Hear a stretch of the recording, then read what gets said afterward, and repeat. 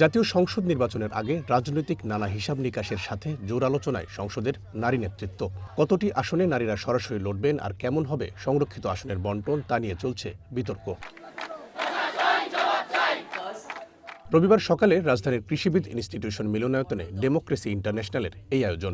এতে নারী নেতৃত্বের নানা প্রতিবন্ধকতা তুলে ধরেন বক্তারা। আমাদের হয়তো দৈহিক আকৃতির পার্থক্য আছে, কিন্তু সুযোগ পেলে নারীরা সমস্ত ক্ষেত্রে তাদের মর্যাদা, দক্ষতা, যোগ্যতা, প্রজ্ঞার তারা পরিচয় দিই, এটা আমাদের রেকর্ড।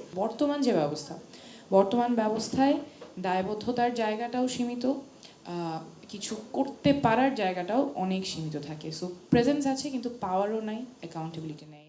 ইসলামী দলগুলো নারীদের রাজনীতিতে আসার পথ সংকুচিত করে এমন অভিযোগ নাকচ করে জামায়াতের প্রতিনিধি দাবি করেন, দলে পর্যাপ্ত নারী সদস্য থাকলেও নানা প্রতিবন্ধকতায় তারা নেতৃত্বে আসতে চান না। আমাদের 1 লক্ষ প্লাস মেম্বার আছে বর্তমানে, এর অর্ধেকটাই নারী। এবং আমার কাছে মনে হয় রোপণ যে হারে মেয়েরা হচ্ছে, আমাদের মেয়েদের সংখ্যা আমাদের বেড়ে যাবে আর কি আমাদের সংগঠনে। যেমন আমরা একটা সিটে একজন নারীকে অ্যাপ্রোচ করলাম আমাদের এই পাবনার এলাকায়, সে খুব পরিচিত নারী, আমাদের জামাতের পক্ষ থেকে তাকে আমরা নমিনেশন দিতে চাচ্ছি আর কি। তিনি নিজেই রাজি হলেন না, অথচ উনি কিন্তু ভালো শিক্ষিত। 69, 90 কিংবা 24-এর গণ আন্দোলনে নারীরা সামনের সারিতে ছিলেন। তাই নানা সীমাবদ্ধতা থাকলেও নিজেদের ক্ষমতায়নের ক্ষেত্র প্রস্তুত করতে তাদেরই এগিয়ে আসতে হবে বলে মনে করেন বিএনপির প্রতিনিধিরা। সমস্ত দল বলছে আমরা 100টা আসনে নারী আসন দেব, খুব বলে দিয়েছে, বলাতে তো কোনো অসুবিধা নেই তো, কিন্তু প্রয়োগ পদ্ধতি কোন প্রক্রিয়ায় এই নির্বাচন হবে সেটা কিন্তু কেউ বলছে না। যে কোন নির্বাচনে কতজন প্রার্থী ছিল, কতজন জিতছে, কেউ কি এই তথ্য দিচ্ছে যে কতজন নারী মনোনয়নের জন্য আবেদন করেছে? আপনি যদি নারী আবেদনই না করে আপনি দেবেন কেমনে? একটু আগে জামাতের প্রতিনিধি বলেছেন যে পাবনায় একজন বিদেশে লেখাপড়া করা মহিলা, তাকে অনুরোধ করেছেন তারা তাকে নমিনেশনের জন্য, উনি রাজি হন নাই। তো আপনাদের এই দাবিগুলির পাশাপাশি এটাও কি আপনাদের আগ্রহের মধ্যে বা অ্যাপ্রোচের মধ্যে থাকা দরকার না, যে নারীদেরকে উদ্দীপ্ত করা যাতে তারা নির্বাচনে অংশগ্রহণের জন্য উদ্যোগী হয়? আলোচনায় অংশ নিয়ে নির্বাচন কমিশনার আবুল ফজল সানাউল্লাহ বলেন, মনোনয়ন দেওয়ার ক্ষেত্রে রাজনৈতিক দলগুলো যথাযথ মূল্যায়ন করলে নারী নেতৃত্ব নিয়ে প্রচলিত ধারণায় পরিবর্তন আসবে। তিনি দাবি করেন, নারীর ক্ষমতায়নে পাকিস্তানের চেয়ে অন্তত 3 দশক এগিয়ে বাংলাদেশ।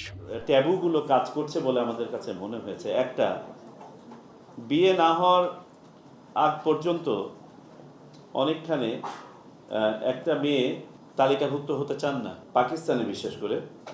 আমাকে প্রশ্ন করত যে আপনারা আমাদের এখান থেকে সেপারেট হয়ে গিয়ে, স্বাধীন হয়ে গিয়ে আমরা কোথায় ছিলাম, আপনারা কোথায় চলে গেলেন, আমরা কেন যেতে পারলাম না? আমাদের তো সম্ভাবনা অনেক বেশি ছিল, আমরা কেন পারলাম না? আমি যে উত্তরগুলো দিয়েছিলাম তার মধ্যে একটি উত্তর আজকের জন্য প্রাসঙ্গিক। আমি বলেছিলাম আপনারা একটা ক্ষেত্রে অন্তত আমাদের চেয়ে কমপক্ষে 3 দশক পিছিয়ে আছেন, সেটা হচ্ছে নারীর ক্ষমতায়ন। সরকারের নারী বিষয়ক উপদেষ্টা শারমিন মুর্শিদ বলেন, নারী নেতৃত্ব সন্তোষজনক করতে হলে রাজনৈতিক দলগুলোকেই মুখ্য ভূমিকা রাখতে হবে।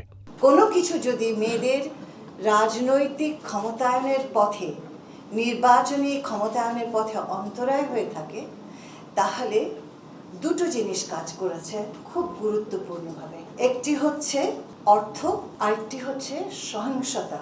রাজনীতিতে বলে শেষ কথা নেই, তাই না? কিন্তু নীতির জায়গায় অনেক সময় শেষ কথা থাকে। তো মেয়েদের অংশগ্রহণটাকে আরো শক্তিশালী করে আমরা যদি একটা পলিসি পাই, সেটা তো আমাদের মনে হয় যে আমাদের সকলের কাছে এটা গ্রহণযোগ্য হবে।